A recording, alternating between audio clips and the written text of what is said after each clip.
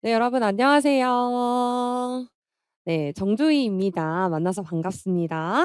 네, 오늘은 2026 학년도 중등 특수 적중을 한번 저희가 했던 내용들을 한번 짚어보려고 합니다.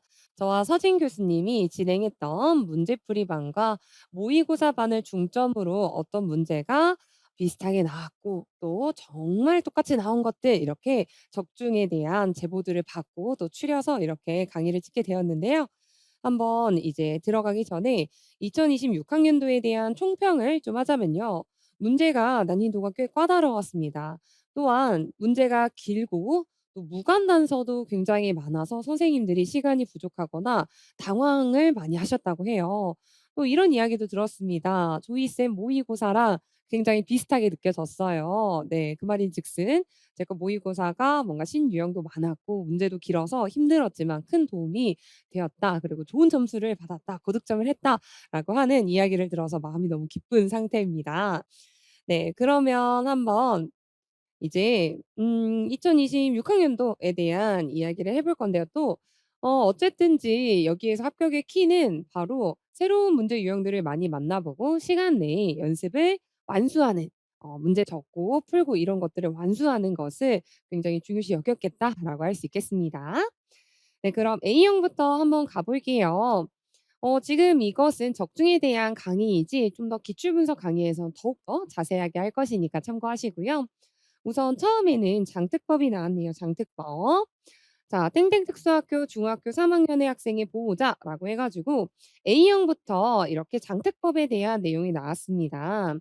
근데 이제 여러분들이 또 제 거 모고를 또 수강을 하셨던 분들은 정말 신기했대요. 1번 문제부터 조이쌤이 적중했다니. 바로 제가 모고 3 회차에 2 교시 1번 문제로 또 똑같이 이렇게 냈었는데요. 제가 아무래도 현장 교사 출신이다 보니까 이렇게 중학교 3 학년부터 고등학교 1 학년에 입학하기까지의 전형들 아이들의 진로 희망에 따라서 누구는 특수학교에 그냥 가고 싶은 학생도 있을 거고 일반 고등학교에 가고 싶은 학생도 있을 거고 또 특성화 특수학교에 가고 싶은 학생도 있을 것인데 이렇게 서로에 대한 전형들의 차이까지도 우리 한번 좀 더 깊숙하게 알아두자라고 이야기했는데요. 네, 실제 시험에서는 간단하게 나왔습니다. 특정한 분야의 인재 양성을 목적으로 하는 바로 이 부분이 시험에 나온 건데요. 제가 저희 부분에서 적중 부분에서 기출에 나온 부분을 이렇게 핑크색으로 표시를 해 드리도록 할게요. 네. 어쨌든 특성화 특수학교라고 하는 거 답을 찾을 수 있겠고요. 또한 이런 전형을 좀 잘 준비해야 된다라고 해서 저희는 전형까지도 다 구별해서 알아두고 외워 놨었는데 그래도 이 부분은 쉽게 나왔습니다. 또한 저희는 여기까지도 우리는 공부를 했었는데요. 기출에 조금 더 확장할 부분에 대해서는 파란색으로 표시를 해 드릴게요.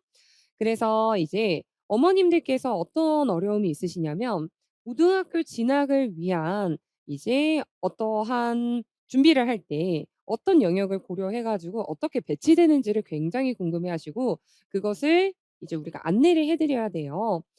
즉 학생의 장애 정도, 학생의 능력, 보호자의 의견 등을 종합적으로 고려한다라고 하는 이런 내용들이 앞으로 추후에도 시험에 나올 가능성이 있으면서 또한 시도 특수교육운영위원회라고 하는 부분도 알아두셔야겠죠.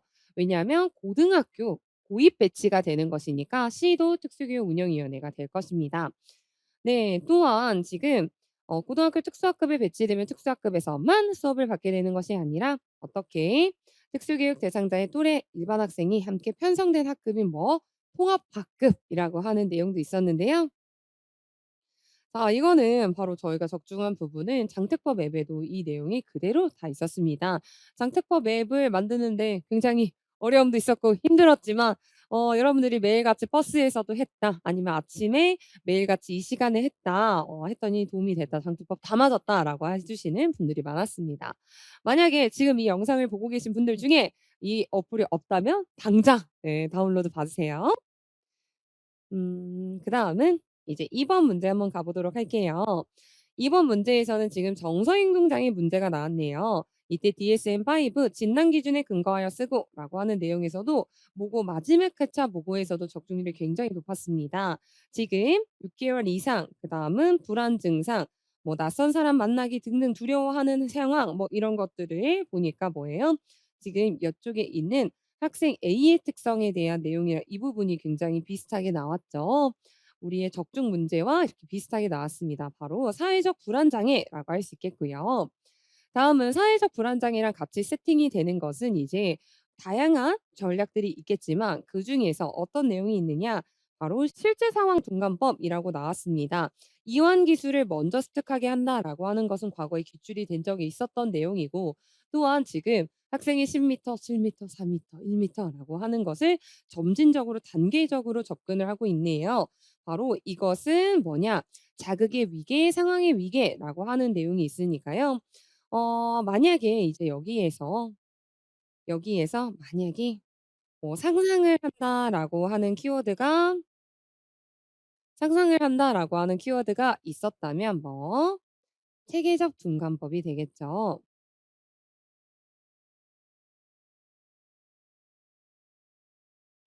상상 키워드 한다면 체계적 둔감법이 될 것이다. 자, 하지만 여기에선 그런 게 없고 실제 상황에 따라서라고 하는 것이기 때문에 또 이미 나왔고요. 네, 이러한 내용들이 굉장히 많이 다뤄져 있었습니다. 지금 사회적 불안장애랑 바로 실제 상황 둔감법, 탈감법이라고 하는 내용에서 어 가장 약한 자극부터 강한 자극까지 이 위계를 설명하고 있는 것이며 또한 여기 모고 1 회차 부분에서도 어떻게 심호흡을 하면서 등등등 이런 내용에서 어떻게요? 이완 연습에 대해서 여기는 나왔었지만 또 다른 모의고사에서는 또 이렇게 자극 위계 두 번째가 뻥 뚫려 있었어요. 네. 즉 이 문제는 너무나 우리의 문제를 접하고 공부를 하셨던 따라오셨던 분들은 너무나 쉽게 풀이를 하실 수 있었던 부분이었습니다. 자, 다음은 3 번으로 가 볼게요. 자, 3 번에서는 여러 가지 이렇게 시각적인 자극이 있으니까 여러분들이 많이들 이제 어떤 부분을 봐야 되고 어떤 부분을 보지 않아도 될지를 빠르게 이제 구별을 하셨어야 된다. 이때 어쨌든 지금 행동 지원에 대한 영역이 나온 거고요. 또한 K는 과제를 제시하면이라고 하는 부분에서 A, 그다음은 과격한 행동을 보인다라고 하는 것, 이런 것들이 B, 또한 교사는 더 이상 제시하지 않았다라고 하는 지금 ABC 관찰 기록법처럼 우리의 눈에는 보일 수 있어야 되고 선행 사건, 행동, 후속 결과라고 하는 것을 끊어서 우리가 생각할 수 있어야 된다. 또한 지금 여기에서 보니까 학생 입장에서 한번 생각을 해 보니까요. 나는 과격한 행동을 한다면 선생님이 과제를 시키지 않잖아. 아싸!' 이렇게 하면서 계속 그 행동이 부적 강화가 되고 있다라고 하는 내용인데요. 제가 지금 이 시간뿐만 아니라 지금 제가 임용 2 차에 대한 피드백도 계속하고 있고 임용 2 차도 1 차부터 2 차까지 하고 있잖아요. 이때 이러한 흐름들이 선생님들이 2 차에서도 실수를 많이 하십니다. 이것이 1 차에서도 연결되어서 나온 걸로 판단이 되고요. 또한 지금 즉 "과격한 행동이 과제 철회라고 하는 후속 결과로 부적 강화가 된 것이다."라고 하는 게 기억의 정답이고요. 어쨌든지 내가 어떤 과격한 행동을 하고 뭐 울거나 무언가를 던지고 찍거나 뭐 이렇게 된다면 선생님이 "너 그거 하지 마." 하고 과제를 뺏어 버리니까 과제를 철회해 버리니까 이게 뭐가 됐다? "부적 강화, 불쾌한 자극이 제거되는 강화가 되었다."라고 하는 내용이 되겠죠. 또한 지금 어쨌든지 여기에서는 "원인이 되는 뭐를 찾았다."라고 하는 내용이 있는데요. 지금 여기에서는요. 우리는 원인이라고 부르지 않죠. 특수교사들은 기능이라는 표현을 쓰죠. "모든 행동에는 원인이 있다. 이유가 있다."라고 하는 표현보다는 "기능"이라고 하는 표현을 쓰니까요. 얘는 기능. 또한 좀 더 나중에 확장된 부분은 뭐 이 정도죠.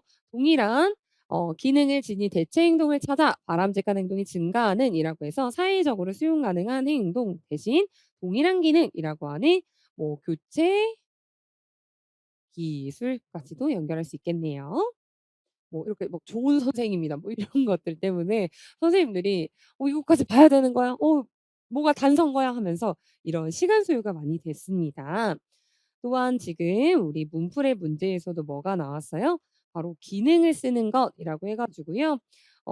또한 여기에서 ABC 관찰 요약대로 한다는 게 같은 흐름이었기 때문에 기능을 파악하는 문제는 또 기출에서도 또 뭐 이론에서도 많이 다뤘던 내용이기 때문에 이렇게 할 수 있겠습니다. 자, 다음은 4번 문제 한번 가 볼게요. 4번 문제는 뭐 전환 교육에 대한 내용입니다. 지금 할 펀 대한 모형이 나왔는데요. 지금 지역사회, 그다음은 대인관계라고 하는 것과 다른 하나 이렇게 세 가지를 찾았어요. 세 가지를 찾게 되어 가지고요. 이 세 가지 중에 하나가 뭐느냐라고 한다면 이게 주거 환경이라고 하는 게 들어가야 되는 거고, 또한 지금 A라고 하는 부분에서는 어느 정도 상식적인 부분이 제공이 되기도 하고, 또 전환교육 파트에서는 이거를 다들 들으시죠. 이런 내용을 다들 들으시니까요. 바로 평생교육 부분이니까 이게 졸업 이후에도 계속되는 배움이라고 하는 걸로 맥락을 잡으셔서 평생교육이라고 하시면 되겠죠? 즉 여기에 있는 할평에 대한 내용들이 이미 나와서 여기에 있는 내용 학습은 다 되어 있는 상태셨겠다라고 할 수 있겠죠. 자, 다음입니다. 이제 다섯 번째 문제 한번 풀어볼 건데요. 다섯 번째 문제에서는 지금 쭉 봤을 때 뭐예요? 학생의 수업 참여라고 하는 이런 내용들, 또 안내 자료라고 하는 이런 내용들로 봐서는 지금 뭐 학습 장애일 수도 있고 통합 교육 상황이라고 하는 걸 알 수 있겠죠. 보니까 지금 밑줄 친 기억에 해당하는 명칭을 쓸 것이라고 하는 것부터 한번 해결해 볼게요. 자, 기억이 뭔데요? 지금 보니까 어휘에 대한 교수를 이야기하고 있네. 아, 즉 지금 학습 장애에 대한 문제구나. 근데 익숙하지 않은 단어를 기억하기 위한 전략으로 학습한 단어를 친숙한 단어와 시각적 이미지로 연결하거나 청각적으로 비슷한 단어랑 연결하여 기억하는 전략이라고 하는 내용이 있잖아요. 이게 바로 어 태그워드 전략이나 아니면 핵심어 전략, 키워드 전략 이런 것들이랑 헷갈리실 수도 있겠다고 생각했나 봐요, 출제위원님들은. 자, 다음은 이제 음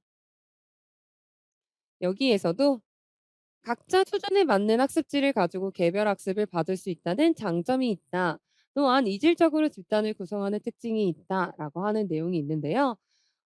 지금 보니까 바로 팀보조 개별학습 모형에 대한 내용이고요. 현재 팀보조 개별학습에 대한 내용에서는 바로 이 부분에서 이질적인 학생들, 봐봐요. 이질적인 학생들, 그다음은 각자 수준에 맞는 학습 자료라고 하는 이런 부분들이 딱 나온 걸 알 수 있겠습니다. 또한 팀 보조 개별 학습은 수학에서 많이 쓰이는 것도 배경 지식으로 알고 계시죠? 자, 또한 지금 보니까 진도 관리 측면에서 쓰라고 했던 것이 바로 각자 수준에 맞는 학습지를 가지고 개별 학습을 받을 수 있다라고 하는 내용도 있고, 또한 지금 구성된 모둠의 특징은 이질적인 집단 구성이라고 하는 내용이 있습니다. 여기에 있는 내용들을 특수 관점에서 쓰신 분들도 있을 거고, 또 교육학에서 이미 너무 친숙하신 분들도 있을 거라서 네, 참고하시고요. 다음은 자료 2에 제시된 리을과 시읒 중 평가 조정 유형이 다른 한 가지를 찾아 기호를 쓰고 해당 유형의 명칭을 쓸 것이라고 되어 있습니다. 지금 보니까 평가 조정 안내라고 되어 있는데요. 긴 문장의 평가 유형은 한 문장씩 차례대로 제시해 주세요. 이거는 제시를 한다는 거에 키워드에 맞추어서 제시 방법이 될 겁니다. 또한 문장의 길이가 짧고 동일한 평가 문항은 함께 모아서 제시해 주세요라고 하는 거. 또한 비읍 같은 경우에는 지금 직접 답을 학생이 표시할 수 있도록이라고 해서 누군가가 주어지는 것이 아니라 학생의 행위가 들어갔네요. 그러니 이거는 반응 방법인 거예요. 제시 방법, 반응 방법 이렇게 되어 있고요. 즉 제시 그다음은 표시하여 강조를 해 놓는 거니까 주어진 거니까 뭐다? 제시, 제시 방법입니다. 이렇게요. 즉 지금 비읍, 비읍이 다른 거를 알 수 있겠고요. 현재 이렇게 여기서도 마찬가지로 모의고사 문제에서도 똑같이 나온 걸 알 수 있어요. 여기 응답 방법, 그다음은 반응 조정이라고 하는 내용이 있었고, 또 중다 수준 교육 과정까지도 이렇게 내용이 나와 있었습니다. 자, 다음은 저의 중특화 특강이라고 하는 것을 올해 처음으로 진행을 해 봤었는데요. 이게 뭐냐면 이제 중등 같은 경우에는 이제 몇 주 뒤에 유초특 시험 문제를 변형을 해 가지고 학습을 하게 됩니다. 근데 이때 이제 여러분들이 "문제를 풀거나 분석을 하라."라고 제가 그렇게 말씀을 계속 드리기는 하지만 어떤 문제점이 있느냐? "무서워요."라고 말씀을 많이 하시더라고요. "제가 문제를 잘 풀 수 있을까요?" 아니면 "유초 문제 풀었다가 제가 다 못 풀면 어떡해요?" 라고 하는 막연한 불안감이 있으신데요. 이것을 해결해 주기 위해서 우리 중특의 관점에서는 어떤 게 있어요? 중특의 관점에서는 유초 기출 문제를 달달달 그냥 외우는 것이 아니라 중등으로 변형되어서 나올 만한 포인트, 중특화되어서 나올 만한 포인트를 찾는 것이 굉장히 중요해요. 그렇기 때문에 제가 이런 특강을 했었을 때 이렇게 다 체크리스트를 만들어 가지고 "선생님들 스스로 체크를 다 이렇게 해 보세요. 해 보시고요. 이거 다 하고 가셔야 돼요." 하면서 제가 체크리스트를 만들어 드렸는데 그중에서 이 부분이 바로 적중이 된 부분입니다. 초등 문제에서는 패그워드 전략이라는 게 나왔었는데 이게 패그워드 전략이라고 하는 것이 지금 선생님들이 이때 당시에 핵심어 전략이라고 많이 쓰셨어요. 그래서 이거는 도레미파라고 하는 것을 말뚝을 박았던 것이기 때문에 패그워드가 맞고 우리 중등에서는 패그워드 말고 핵심어 전략 같은 것을 좀 더 잘 알아둬라라고 제가 이야기를 했었는데 바로 이 부분이 우리가 이제 적중이 되었다라고 하는 걸 알 수 있습니다. 자, 다음은요. 이제 6번 같은 경우에 이제 볼게요. 언어 평가에 대한 내용이 나오네요. 언어 평가 같은 경우에는 지금 의사소통 장애랑 연결이 되는 걸 텐데요. 지금 언어를 평가하고 싶은데 표준화된 언어 검사 이외에 또 뭐가 있다? 우리 학생들은 비표준화된 검사를 한다라고 해서 표준화된 검사 이외에 비표준화된 검사를 한다라고 하는 거 체크를 했고요. 또한 지금 학생이 주로 생활하는 자연스럽고 익숙한 장소 두 곳 이상에서 그리고 여러 사람들과 대화하는 표본이라고 하는 내용도 있고 학생이 주도하는 것이라고 하는 내용들이 있는데 즉 자바라 표본을 수집을 할 때 중요한 점 이제 주의할 점에 대한 내용이 있는 거네요. 즉 자바라를 분석하려면 학생의 말을 단위로 구별해야 되는데라고 하면서 쭉쭉 보니까 어쨌든 수집하는 방법 그다음은 학생의 말을 바라 단위로 구분하는 방법에 대한 내용들이 있습니다. 즉 자바나 표본을 수집할 때 밑줄 친 기억을 고려해야 되는 이유는 뭘까라고 하면은 어쨌든 뭐 이것이 정말 대표적이고 자연스러운 환경에서 이걸 수집이 되었느냐를 묻고 싶은 거잖아요. 그래서 자바라 표본을 수집하는 데 있어 가장 중요한 것은 그 표본이 얼마나 아동의 평상시 언어를 대표할 수 있는지 고려해야 되기 때문에라고 하는 내용으로 볼 수 있겠죠. 또한 지금 니은의를 한 가지 서술할 것이라고 되어 있네요. 지금 어떻게 이게 발화 구분이 되느냐라고 하는 내용이 있는 건데요. 발화 구분의 기준은 여러 가지 차이가 있지만 일관된 기준이라고 해 가지고 저희의 문풀부터 목까지 정말 많은 연습을 했던 문제였습니다. 그래서 자바라 검사 같은 경우에는 이제 좀 많이들 어려워하시고 헤매는 부분이기는 한데 저와 차근차근 하셨던 분들은 네 꽤 "괜찮았다."라고 이야기를 많이들 하세요. 네. 보니까요. "아동의 평상시 언어를 대표할 수 있는가?"라고 하는 이런 내용들을 하여금 그다음은 그 부분이 얼마나 평상시 언어를 대표할 수 있는가뿐만 아니라 일반적으로 말의 시작과 휴지를 지니고 있고 끊고 문미, 억양구, 억양 강세가 뭐 억양이 나타나거나 화자가 바뀌는 경우라고 하는 다양한 구분 기준이 있습니다. 즉 저 역시도 지금 여기에 있는 문풀 문제를 보시면 언어 표본에 대해서 "왜 이렇게 같은 말인데도 구별을 해 놨냐?"라고 질문을 물은 적이 있었어요. 그래서 그렇게 당황하지 않으셨을 것 같고 이렇게는 다음은 이제 디귿을 통해서 알 수 있는 언어학의 하위 영역이라고 하는 내용이 있습니다. 현재 여러 가지 자바라 분석에 대한 내용에서는 자주 기출되는 부분은 저는 이렇게 자바라 검사 관련 한눈에 정리하기라고 하는 그 자료를 가지고 여러분들을 지도했었어요. 그래서 의미론적 분석 그리고 구문론적 분석, 활용론적 분석이라고 하는 이 세 가지의 큰 영역들로 하여금 주의해야 될 것이 있다. 자바라 분석에서는 이렇게 의미론적 분석 또한 여기 밑에 있는 구문론적 등등에서 안에 있는 막 형태소 분석 등등 있잖아요.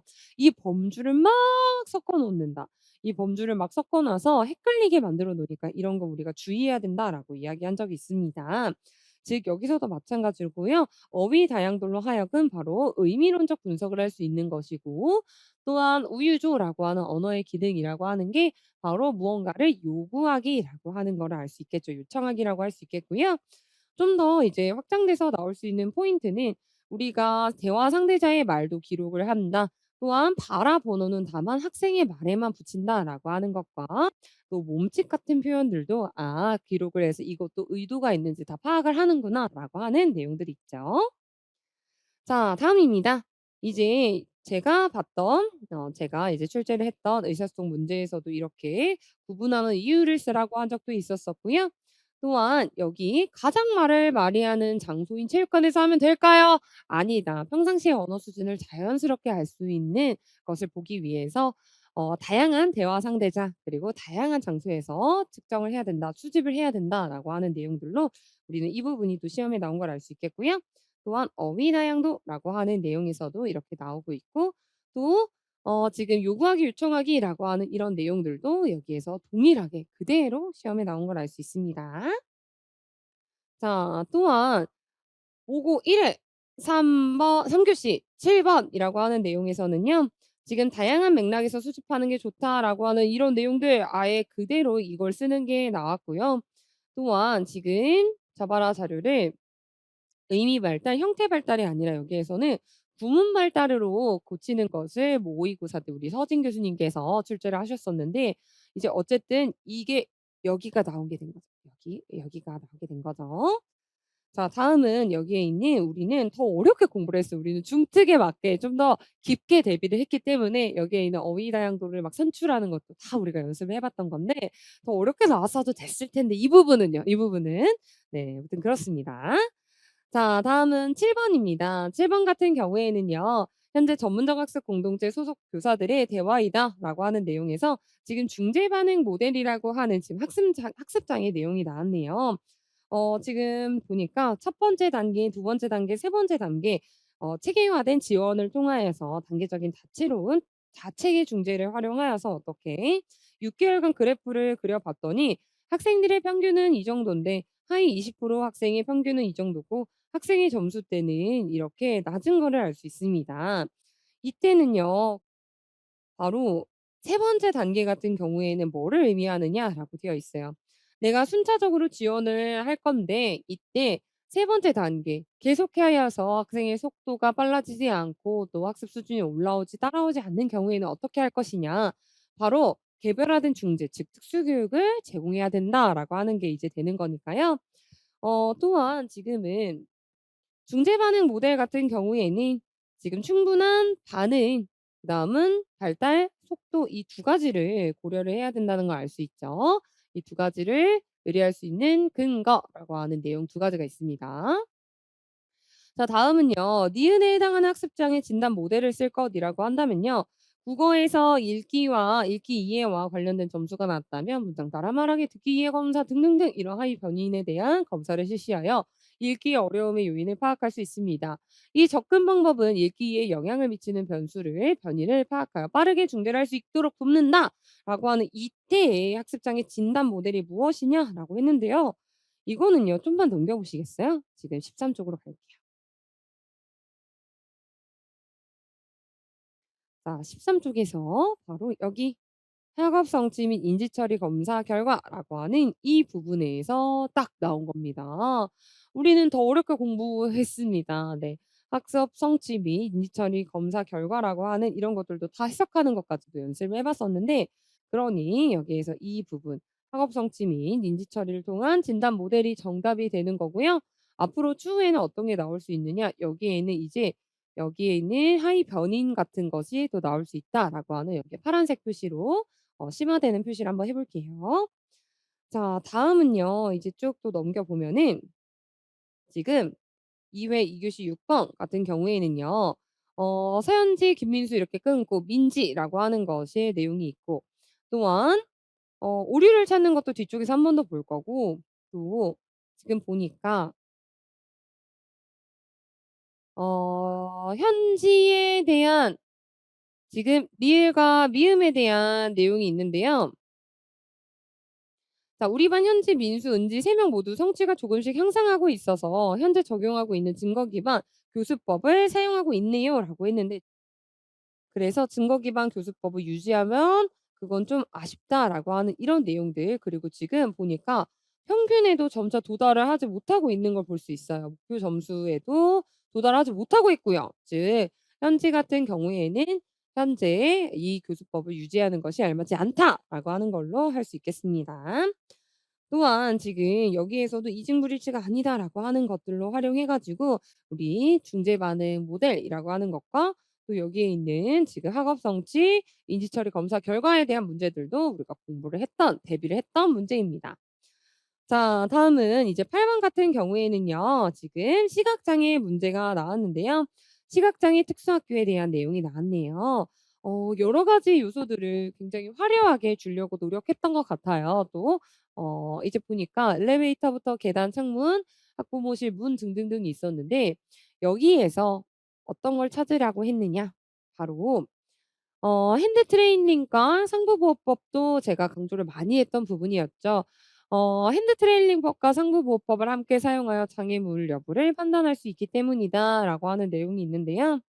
"핸드 트레이닝법과 상부보호법을 함께 사용하여 장애물 여부를 판단할 수 있다." 지금 이거를 말하고 하고 있는 거죠. 이 두 가지를 같이 사용할 수 있는 것은 장애물 여부를 파악할 수 있고 저희는 손이 먼저 닿아서 장애물을 파악할 수 있도록까지도 우리는 심화되게 공부를 했었던 거 기억나시죠? 또한 여기에서 지금 지표로 활용하기 어려운 거 랜드마크가 곧 지표죠. 사용하기 어려운 것을 한 가지 찾아 그 이유를 서술할 것이라고 되어 있는데 현재 여기를 보니까 음 학생들이 엘리베이터부터 소화전, 계단, 창문, 학부모 실문이라고 하는 이 요소들을 단순화되게 기계적으로 암기를 하셨던 분들은 어려우셨을 거예요. 왜냐하면 이 그림에 알맞게 봐야 되는 거거든요. 지금 문, 칠판, 창문, 책상이라고 하는 것 그리고 기존에 있었던 것들은 주요 위치라고 하는 그런 그림들을 봤을 때 뭔가 저 위에 있거나 이러진 않았었고 고정되어 있고 보기 쉽고 이런 것들의 내용이 있었습니다. "이런 단서를 활용하여 찾아갈 수 있다."라고 하는 내용들이 있었으니까요. 여기에서는 즉 문, 칠판, 창문이라고 하는 내용에서도 보니까 이것만 보는 것이 아니라 이 그림에선 지금 창문이 너무 위에 있으니까 항상 고정되어 있고 인지 가능하고 "항상 활용하다."라고 "인지하기 쉽다."라고 하는 이런 지표의 성격이 묻어나지 않는 포인트였기 때문에 창문이 되겠습니다. 네. 그래서 즉 뭔가 더 적용해서 활용해서 푸는 문제를 원했었어요. 또한 지금 학생 A는 "전학을 최근에 와 가지고 보행 훈련을 하고 있다."라고 하는 보행이 있는데 현재 A의 좌시력은 광각이고 우한 시력은 50 센티 앞에서 손가락의 개수를 셀 수 있는 정도라고 해 가지고 이거는 손가락지 그다음 수 해 가지고 지수라고 하기로 우리가 공부를 했었잖아요. 근데 이때 보니까 눈앞에서라고 하는 표현이 있으니까 안전지수라고 해서 50 센티라고 하는 내용 이걸 의미하는 시력을 쓰고라고 되어 있었습니다. 근데 이게 너무나 우리는 당연한 거라서 오히려 좀 헤매신 분들도 있을 것 같아요. 다음은 지금 손아래손 안내법까지도 이렇게 나온 거 나중에는 촉각 거부 반응이 있을 경우에는 "손아래손 안내법은 사용하라."라고 하는 이런 것들. 이런 것들도 나중에 시험에 나올 수 있는 거겠고요. 다음은 시간표를 촉각적으로 인식하게 하는 지원 방법이라고 해서 이거를 캘린더 박스라고 하는 음 예시를 이야기했는데요. 자, 캘린더 박스라고 하는 것도 제가 강의를 할 때 정말 정말 많이 강조를 했던 것입니다. 뭐 이런 제가 농담도 했을 거예요. 옛날에 뭐 저희 MG 선생님이랑 약속을 한번 잡으려고 했더니 "네 쌤 캘박할게요." 이래 가지고 "캘박이 뭐야? 캘린더 박스?"라고 저는 이랬다고 했잖아요. 네, 그게 기억나셨다는 분들이 많더라고요. 네. 작년에도 이렇게 제가 설명을 했었는데 캘린더 박스라고 하는 것이 무엇이냐? 바로 이렇게 촉각적인 물체들을 사용하는 것으로 무언가를 이렇게 만져 가지고 전체를 만들 수도 있고 일부를 만들 수도 있고 이거를 다 만지고 이 일정이 끝난 다음에는 피니시 상자에 넣고 이런 것들을 의미하는 겁니다. 이게 바로 캘린더 박스라고 하는 건데요. 농맹 중도중복 장애 학생에게 사용하는 의사소통 방법 중에 하나로 이야기를 했었는데 그 캘린더 박스에 대한 내용들 있었습니다. 자, 이것도 적중을 하였고요.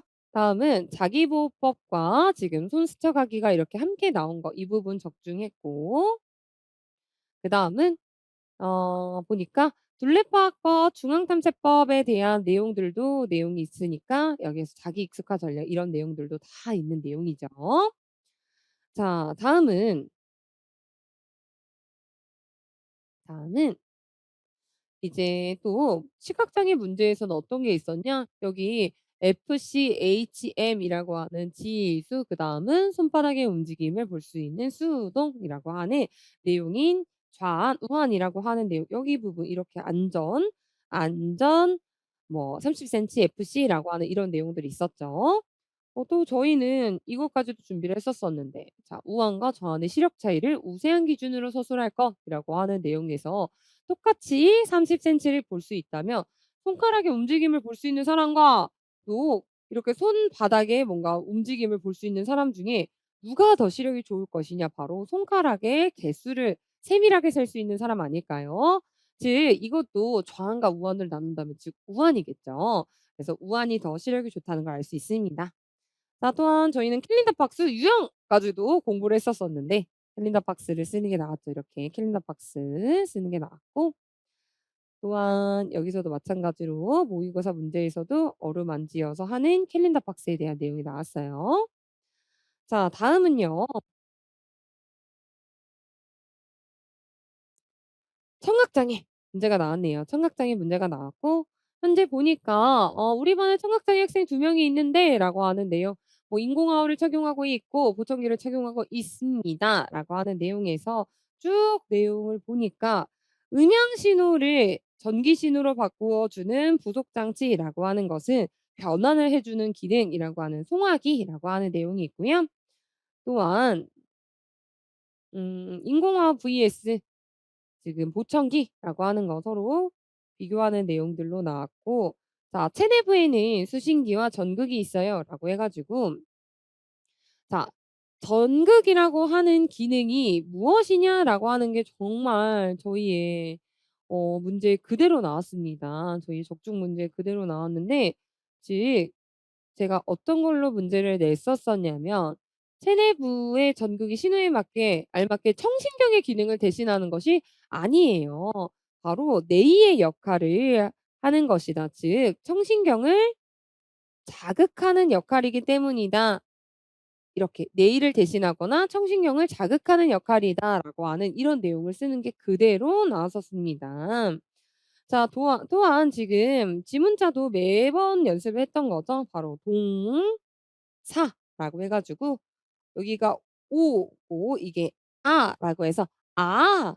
아." 이렇게 외우기로 했었잖아요. 근데 오 해 가지고 이 수향을 주의하자고 했어 가지고 외웠었는데, 이렇게 우리가 할 수 있었고요.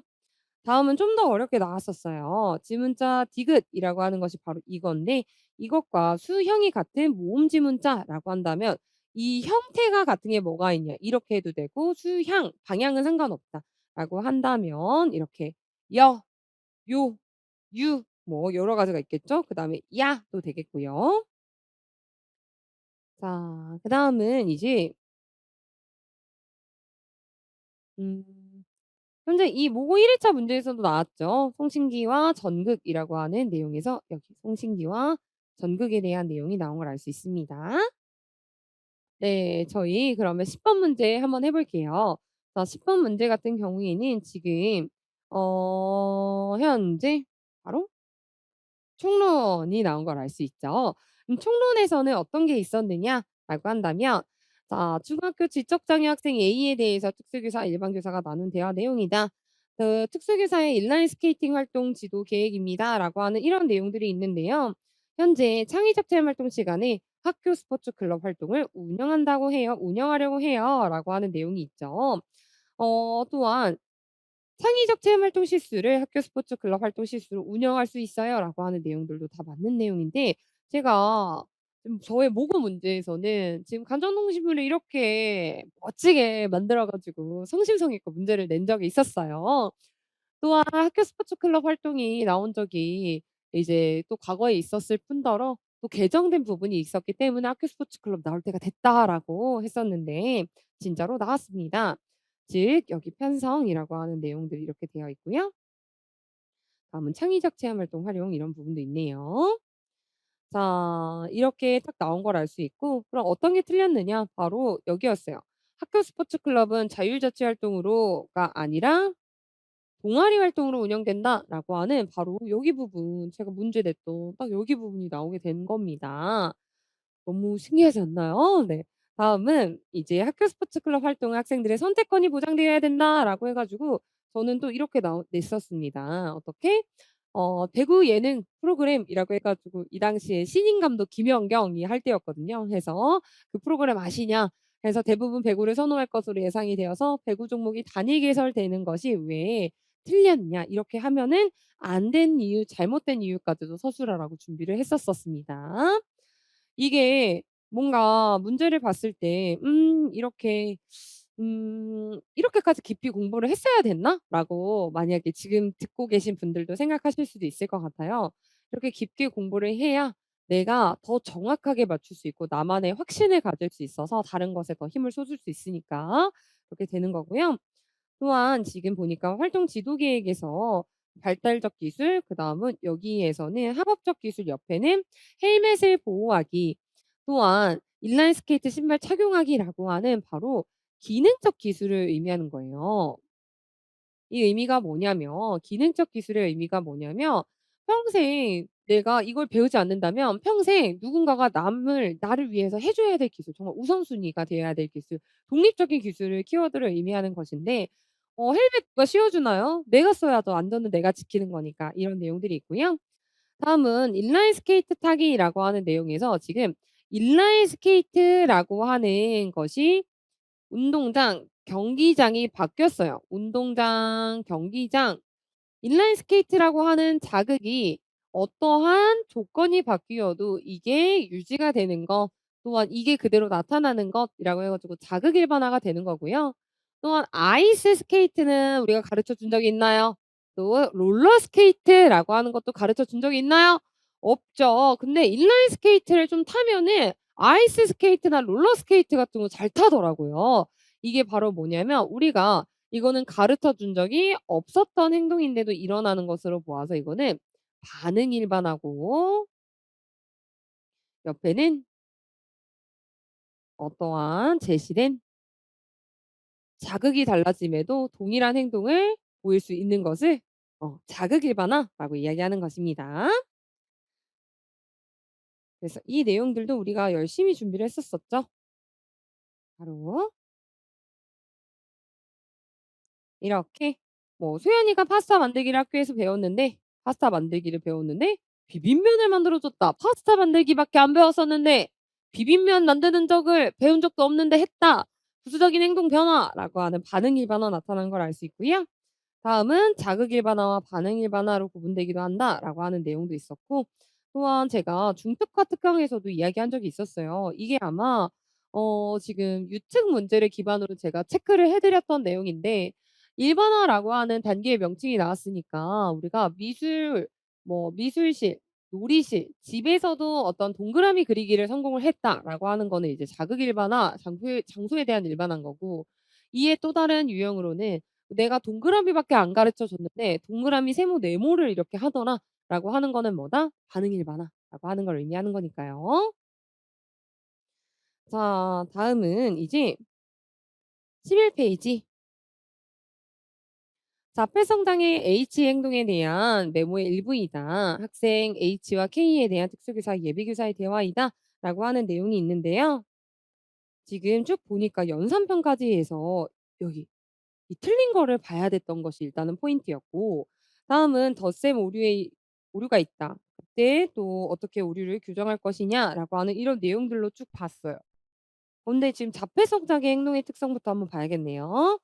자, 물건 개수를 세면서 하나씩 반듯하게 한 줄로 세운다. 첫 번째 줄, 첫 번째 자리, 첫 번째 이런 것을 확인을 한다라고 한다면 여기에서 DSM-5랑 연결을 한다면 제한적이고 반복적인 활동, 행동, 흥미라고 하는 행, 흥, 활이라고 하는 걸로 외울 수 있겠죠. 행, 흥, 활. 초록색으로 해야 될까요? 행, 흥, 활 이렇게요. 자, 다음은 기억의 오류 부분입니다. 덧셈 연산에 오류가 있군요라고 하는 내용으로 보니까 지금 받아 올림의 오류라고 되어 있는데 이거는 해 봐야 되는 거예요. 97 더하기 44 하면은 7, 81 인데 71 이라고 했는데 '어라 이거 안 했네. 받아 올리면 오류가 보이는구나.'라고 해서 여기에서는 어떤 걸 봤어야 됐다? 이 틀린 체크 표시를 보고 했어야 된다라고 하는, 좀 더 세밀한 내용을 봤어야 됩니다. 다음은 모두 세기라고 하는 내용에서 더하는 수의 1 부터 세기 시작하여 수를 하나씩 세며 문제를 풀었습니다라고 하는 내용도 있고, 이처럼 1 부터 세며 덧셈을 하는 특성이 있는 학생에게는 덧셈의 연상 속도를 향상시키는 지도 방법이라고 하는 내용도 있네요. 음. 자, 그래서 이거는 더해 주는 세를 하나씩 센다라고 하는 건 모두 세기를 의미하는 거고요.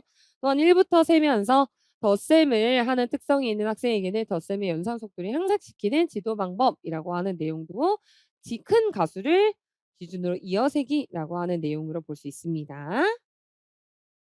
그래서 이게 그대로 적중했습니다. 큰 가수를 기준으로 이어세기 이 부분 적중한 걸 알 수 있고요. 다음은 바닥 올리면 오류도요. 그대로 이렇게 나왔습니다. 즉 이렇게 세로로 되어 있느냐 가로로 되어 있느냐의 차이였을 뿐 거의 동일하게 딱 나온 걸 알 수 있어요. 자, 다음은 이제 A형의 마지막 문제입니다. A형의 마지막 문제로 한번 볼게요. 자, 지체장애 특수학교에 근무하는 신규 교사와 수석 교사와의 대화 일부이다라고 하는 내용에서요. 지금 보니까 쭉 보니까 생활 환경의 스포츠 명칭이라고 해 가지고 이것도 어느 정도 배경 지식이 작용한 문제였습니다. 그리고 교육 과정에 당연히 있는 내용이긴 하지만 선생님들이 주로 어떻게 말씀하시냐면 대학교 때 이거를 실제로 실습을 많이 한 붐 시기가 또 있었어요. 그래서 이게 저도 해 봤는데 바로 보치아입니다, 보치아.라고 하는 내용들. 또한 지금 이 종목은 주어진 시간 안에 6 개의 빨간 공이라고 하는 내용들로 쭉쭉쭉 정식 종목이라고 하는 키워드. 자, 다음은 긴장성 목반사 증상이라고 하는 내용에서는요. 저희 긴장성 목반사는 정말 많이 연습을 했던 내용들입니다. 또한 대칭성 긴장성 목반사라고 하는 이런 내용들도 정말 많이 볼 수 있었고요. 이때는 대칭성 긴장성 목반사 학생에게 어떻게 자료를 제시해야 되는가라고 하는 내용에서 계속 잠시만요. 지금 5 회에도 이런 내용이 나왔었고 2 회에도 나왔었는데 어떻게 "눈높이에 맞춰서 제공해야 된다."라고 하는 거 있습니다. 즉 눈높이에서 해야 되는 이유는 고개가 숙여지고 그다음 고개가 신전되고 굴곡되고 하는 것에 맞추어서 고개가 굴곡, 굴곡, 다리도 신전, 그다음은 고개가 신전, 신전, 굴곡이 되는 것이기 때문이죠. 해서 이렇게 할 수 있겠고, 또한 이때는 정말 다양한 답이 있기는 하겠지만 불수위 운동형은 앞으로 몸이 굴곡되니까 바로 가슴 벨트나 아니면 책상을 위로 좀 올려준다거나 이런 것들에 대한 내용이 나왔었고요. 이건 역시도 우리 기출 플러스 우리 적중입니다. 또한 가위 자세의 다리 모양을 하고 휠체어에 앉아 있을 때는 어떤 게 필요하느냐라고 해서 외전대라고 하는 내용이 있었는데요. 이거는 제가 또 이렇게 과거의 그림까지도 문제풀이반에서 가져와 가지고 지도를 했었던 내용이고요. 또한 이런 내용도 있었죠. 지금 이 부분뿐만 아니라 상지에 대한 내용들 "전방 굴곡의 경우 벨트를 두르게 한다."라고 하는 이런 부분에서 알 수 있습니다. 자, 또한 지금 이렇게 A형을 다 봤었을 때 안 본 거 있나요? 외전대 까지도 다 봤는데 지금 A형까지 봤을 때 정말 하나도 빠짐없이 대부분 정말 하나도 빠짐없이 기출된 걸 알 수 있죠. 즉 저희가 강의해 드리고 출제한 이렇게 문제풀이반 문제랑 그다음에 모의고사반 문제를 활용해 가지고 착실하게 개인 공부하고 또한 확장을 해 놓으셨다면 'A형은 그렇게 어렵지 않았을 것이다.'라고 저는 그렇게 생각을 하고, 여러분들도 또 지금 고득점으로 합격하셨던 분들도 이렇게 이야기를 하시긴 하는데 네, 여러분들도 그렇게 느끼셨으면 좋겠네요. 네, 이제 B형으로 해 볼게요. 네, 이제 B형 한번 해 볼까요? 자, B형도요. 역시나 장특법에 대한 문제 플러스 건강장애에 대한 문제가 나왔습니다. 지금 건강장애 같은 경우에는 20분 이상이라고 하는 내용과 또한 지금 여기에 있는 학교 내 의료적 지원이라고 하는 키워드들 이대로 그대로 저는 장특법 강의에서도 했었고, 또한 학교 내 의료적 지원이라고 하는 것이 개정이 되고 신설이 된 부분이기 때문에 또 학교에서 여러 가지 어려움이 있는 건강상의 어려움이 있는 학생들을 법적으로 보호하는 제도 장치가 많이 없었었기에 이게 신설이 된 거라 중요한 내용으로 봤었습니다. 학교 내 의료적 지원이라고 하는 내용이고요. 자 2번 문제 한번 다시 해 볼게요. 자 2번 문제 가 보자면요. 학습장애 학생에 대한 내용이고요. 보니까 지금 여기까지 봤었을 때는 표상 교수를 잘 찾으셨을 텐데 보면 지금 초인지 전략을 활용해 가지고 문제를 풀고 있는 상황이라고 해서 여러 가지 연습을 많이 해 봤었습니다. 문제 유형을 찾는다. 그다음에 그림을 그려 본다. 해결 계획한다. 문제를 해결한다라고 하는 이런 내용들 안에서 바로 문제 해결 계획 세우기 이 부분 이렇게 또 볼 수 있는 거니까요. 문제 해결 계획 세우기가 정답이 되는 부분이고요. 지금 선생님들이 봤을 때 인지 전략 단계부터 그다음은 여기에 있는 표상 교수까지도 열심히 연습을 다 해 보셨던 내용들이라서 지금 여기에 있는 내용들 이런 사파들 여러 가지 부가적인 요소들 화려함에 압도당할 수 있었겠지만 정말 본질을 잊지 말고 잘 단서를 찾아 나가셔야 돼요. 자 다음은 3번 문제예요. 3번 문제 같은 경우에는 진단 평가 결과라고 해서 우리 사전과 평가에 대한 내용, 검사 도구에 대한 내용이구나라고 하는 걸 알 수 있고요. 적응 행동 검사 KABS라고 하는 이게 국립특수교육원에서 나왔고 또 요즘에는 이걸 더 많이 쓴다라고 저는 강의에서도 강조를 했었었고 지능 검사 K-WASC-5 그다음은 BACT라고 하는 기초학습 능력 검사까지도 우리 해 봤었죠. 해서 여기에서는 지금 하위 영역 중에 이것은 IT 활용 소검사까지도 있으니까 여러분 이게 좀 특이한 점입니다. 좀 다른 점입니다라고까지 이야기해 드렸었어요. 바로 디귿 같은 경우에는 우선 디귿과 같은 경우에는 실제적 기술이라고 하는 거고요. 또한 기업과 니은의 검사 결과를 해석할 때 나타나는 차이점 같은 경우에는 바로 이것도 기출 개념이에요. 학력 지수, 학년 기준이라고 하는 내용에서 학력 지수라고 하는 것은 또래 집단. 근데 학년 기준, 학년의 집단과 비교한다라고 하는 내용이 있으니까요. 학년 기준은 이런 뜻이겠다. 또한 리을과 이응 중 틀린 것 두 가지를 찾아 쓰고라고 하는 내용에서도요. 지금 백분위에 대한 내용이 틀렸고 그다음은 이응, 동형 검사로 되어 있는 것은 바트거든요 사실. 그래서 바트랑 헷갈리신 분들이 있을 겁니다. 동형 검사로 되어 있지는 않고 또 백분위 같은 경우에는 지금 A보다 점수가 낮은 학생의 전체 학생의 2 퍼센타일이 넘는다는 것을 의미함이라고 하는 게 아니라 학생이 전체 학생의 지금 A보다 점수가 낮은 학생이 전체 학생의 2% 밖에 안 된다라고 하는 의미가요. 즉 지금 이 학생은 2 등이라고 하는 뜻이 아니라 98 등이라고 하는 것입니다. 즉 우리 역시도 K-WISC-5 부터 또 이제 사브라고 하는 것도 준비를 해 봤었고 또한 여기서도 실제적 적응 행동이랑 맥락이 같은데 KABS라고 하는 것도 이 검사 영역 구성이 같아요라고 제가 강의를 했었던 거고요. 또한 사전과 평가 여기에서도 학년 기준이라고 하는 내용에서 여기 뒤에 있는 내용들까지도 우리가 같이 봐놔야 된다라고 하는 거에 그대로 나온 걸 알 수 있겠죠. 자 다음은 4번 문제 한번 해 볼게요. 4번 문제 같은 경우에는 어 지금 사과를 쉐앙과 뭘까요? 이거 어떻게 읽는 건가요? 네. 이거는 바로 왜곡이죠. 우리 한국어의 음소 체계, 표준 체계를 따르지 않은 이제 발음을 했다라고 하는 것은 지금 의사소통 장애에서 왜곡이 나타난 걸 볼 수 있겠고요. 또한 여기에서도 저희가 강조했던 것이 많이 나왔습니다. 기회 장벽 중에 어떤 것에 해당되느냐? AAC를 사용을 하게 된다면 아예 말을 할 수 없을 거야라고 하는 이런 내용들 또한 여기 문풀 문제에서도 이게 그대로 나온 걸 알 수 있죠. "부모님이 반대했어요. 부모님이 이거 사용을 반대했었어요."라고 하는 이런 내용들로 하여금 뭐다. 지금 이 사람들의 주변 사람들의 편견에 대한 기인한 것, 편견에 기인한 것이라고 되어 있으니까 바로 태도 장벽이 될 거고요. 또한 지금 디귿의 사용의 장점을 의사소통 상대자, 대화 상대자 관점에서 한 가지 쓴다라고 하는 내용이 있습니다. 이게 뭔데요?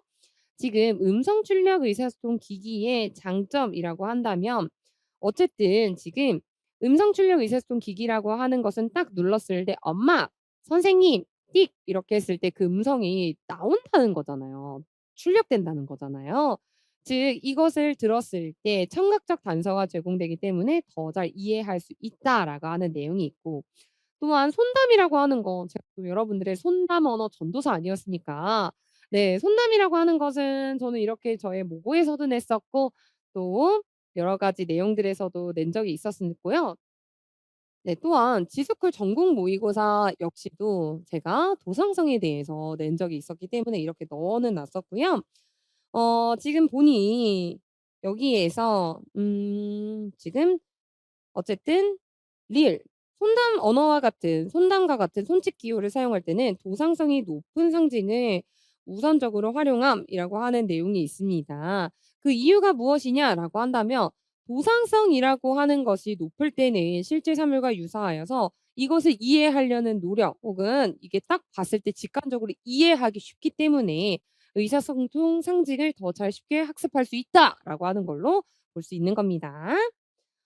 여기에 있는 내용들은 다 우리가 했던 내용입니다. 여러 가지 의사소통 특성에 대한 의문 오류 형태에 대해서도 우리가 계속 했던 거고 또한 태도 장벽에 대한 내용들뿐만 아니라 또 여기서도 기회 장벽, 접근 장벽에 대한 내용들 그리고 여기에서 지금 "도상적 측면과 연결하여 쓰시오."라고 하는 내용들도 있어요. "인지적인 어려움은 없음." 이런 내용들도 있었고 또 상대방에게 이렇게 전달하고 하는 상징에 대한 내용인 바로 손담 언어에 대한 내용들과 뭐 다중양식 체계까지도 공부를 해 봤던 거고 또 손이나 몸짓을 이용한 비구어적 의사소통 방법이라고 하는 몸짓 언어에 대한 내용들, 손담 언어에 대한 내용들도 이미 공부했던 내용이었습니다.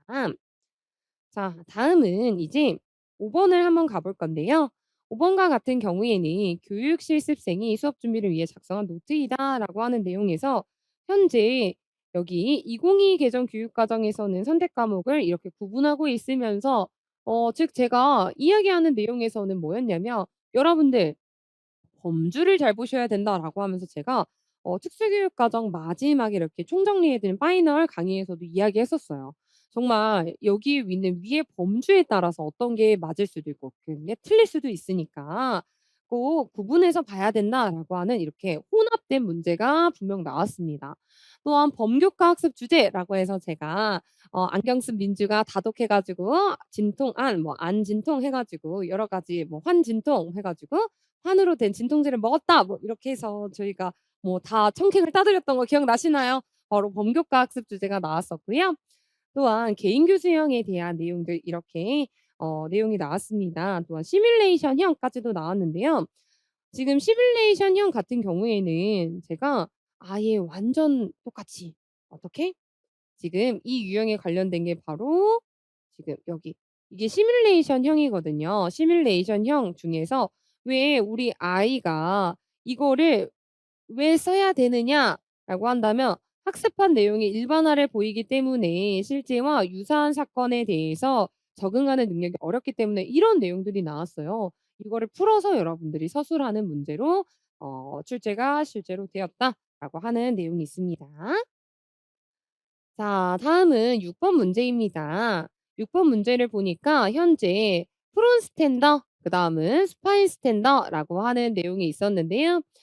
스파인이라고 하는 것은 뭐라고 했어요? 이제 필라테스를 다니다 보면은 강사님들이 뭐 다리도 찢고 뭐 "어떻게, 어떻게 하세요." 막 "스테이." 하면서 막 여러 가지 저희의 근육을 단련을 시켜 주시는데 그중에서 제일 좋은 말이 뭐다? "스파인이다." 그게 뭐냐면 "그대로 누우세요." 라고 "편안하게 누우세요."라고 하는 말을 의미하는 거거든요. 즉 우리 학생들도 마찬가지입니다. 그대로 누워서 딱 있는 모습 이게 스파인 스탠더를 형상화하면 된다고 했었잖아요. 또한 뭐 공원에서 거꾸리 예 거꾸리를 하는 거를 생각해 보면 된다라고 내용이 있었는데 지금 마찬가지로 나왔습니다. 스파인 스탠더랑 프론 스탠더를 비교하는 것도 우리 연습을 많이 했었었고요. 보니까 왜 이거를 이렇게 구별해서 사용할 수 있느냐 머리 조절 능력이 있냐 없냐에 따라서 이렇게 머리 조절 능력이 없는 경우 머리 조절 능력이 어느 정도 있는 경우에는 이렇게 차이를 느낄 수 있겠습니다. 다음은 지금 웨지를 사용했을 때 뭐를 고려해야 되느냐라고 한다면 지금 팔, 팔의 높이 팔이라고 하는 것을 생각을 하면 되고요. 또한 지금 신체적인 측면뿐만 아니라 정서적인 측면이라고 하는 두 가지 차이가 있어요. 정서적인 측면에서는 아이들이 휠체어에 앉아 있다 보면은 서는 것에 대해서 두려움을 느끼고 불안감을 느낄 수도 있는데 이거에 대한 불안감, 두려움을 감소시킬 수 있다. 또한 신체적인 능력에서는 구축 예방, 정렬을 유지하여 구축 예방이라고 하는 키워드가 있어요. 네. 그래서 저희가 적중된 부분은 뭐냐면요. 현재 아예 딱 이 부분이에요. "영희와 민호에게 알맞은 서기 자세 보조기기 그리고 그 이유를 서술할 것." 이라고 되어 있으니까 뭐예요? 민호 같은 경우에는 "고개를 가누지 못한다. 고개를 가눈다."라고 하는 이런 내용들의 키워드를 넣어서 그대로 나온 걸 알 수 있습니다. 다음은 이제 여기서도 마찬가지로 "스스로 목을 가누기가 어렵다. 머리를 가누기가 어렵다."라고 하는 내용들이랑 또한 쭉 봤을 때 지금 "스스로 머리 가누기가 어렵다."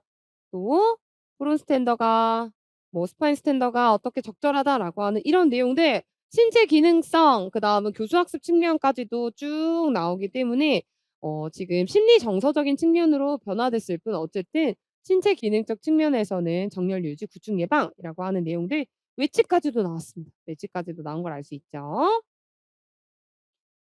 자 뭐고 4 회차에서 이 부분이 굉장히 많이 나온 걸 알 수 있습니다. 자 다음은 이제 7번 문제인데요. 7번 문제 같은 경우에는 막 또박이가 나오고 막 여러 가지가 나와 가지고 여러분들이 많이 당황하셨을 것 같아요. 그런데 이제 여기에서는 뭐 교육과정 개념이니까 이 정도만 할게요. 도덕교과의 경우에는 추상적 어휘가 많으므로 구체적인 표현으로 개념을 설명한다. 그다음은 최대한 자료가 많을수록 좋은 게 아니다. 핵심적인 내용만 정말 컴팩트하게 하면 된다라고 하는 내용이 있었고요.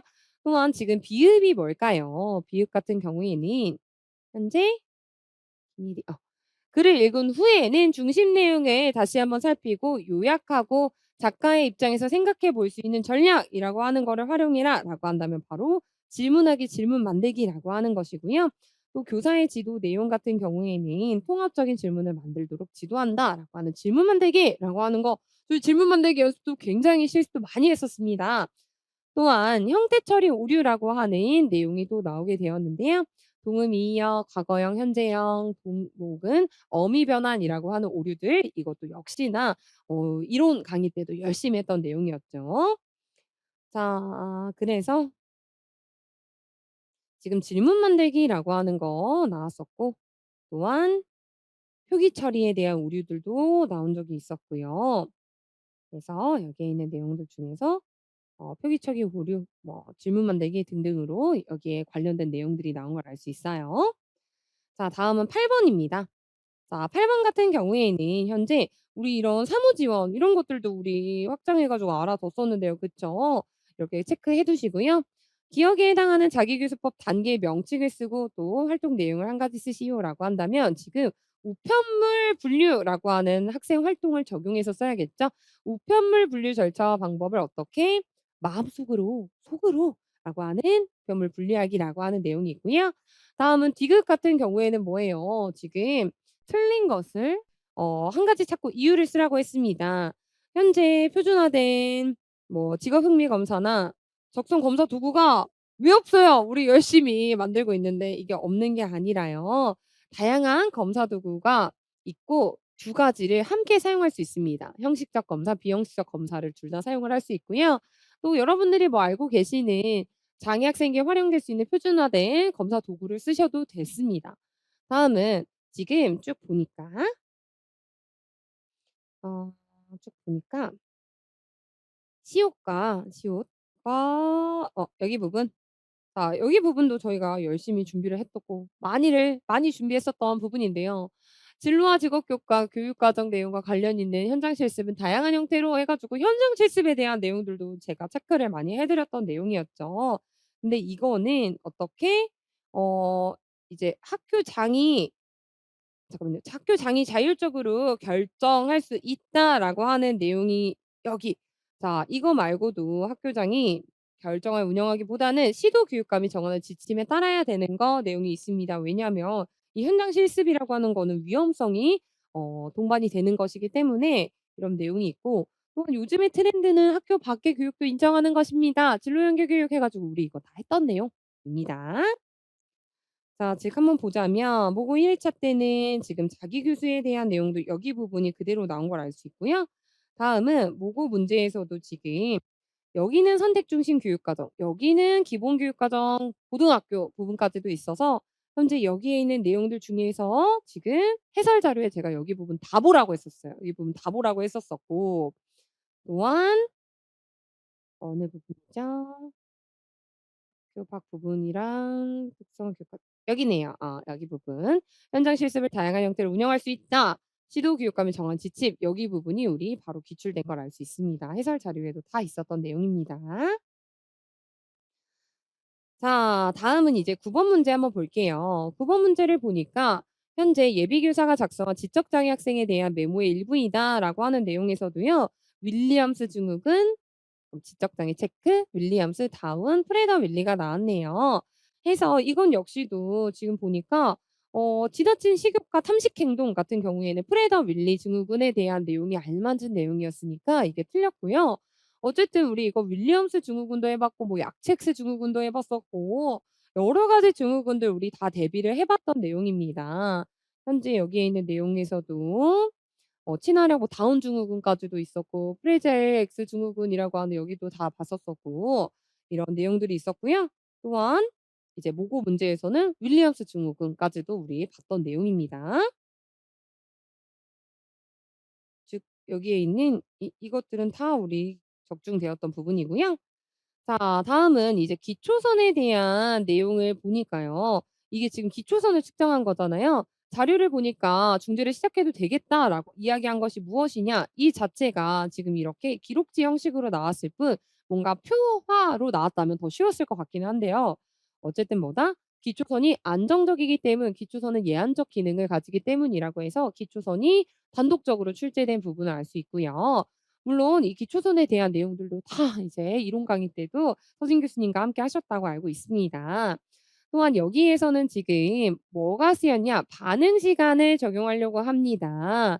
수업 시간 전에 K에게 물을 마실 수 있지만 물을 마실 수 있는 시간 간격을 미리 알려준다라고 하는 내용이 있어서 K가 9시 부터 12시 10분 이라고 해 봐요. 오후, 오전 이때에 총 14 번을 마셨대요. 뭐 14 번이라고 이렇게 그냥 제가 대략적으로 이렇게 해 보겠습니다. 그러면 이때의 반응 시간 물을 마시고 그다음은 물을 마시고 마시는 그 사이 간의 간격을 늘릴 수 있도록 한다는 거잖아요. 너무 어렵게 생각하지 말고 190 분과 14 번이 있으니까 이렇게 나누시면 분이 뭐가 됐나? 13 뭐뭐뭐뭐 돼 가지고요. 13 이라고 하면 되는 겁니다. 즉 뭐냐면 9 시부터 12시 10 분까지의 그 기간이 있을 거고 그 간격이 있을 거고 그때 14번 정도가 물을 마셨다고 발생을 했대요. 그러면 그 간격을 쪼갠다면 나누면 되는 거잖아요. 그래서 13 으로 간단히 계산을 할 수 있는 문제였습니다. 자 다음은 이제 여기에 있는 내용에서 해설 자료에도 당연히 다 있는 내용이었으니까요. 여기에 있는 내용들 살펴보시고 또한 이제는 10번 문제 한번 가 볼게요. 자 10번 문제 같은 경우에는 자폐성 장애 플러스 과학 교과에 대한 내용이 나왔으니까요. 현재 여기에서는 "다양한 실험을 관찰하기 위해서는 모든 학습 자료를 제공하여 탐색하게 한다."라고 하는 거 또 내용이 있는데요.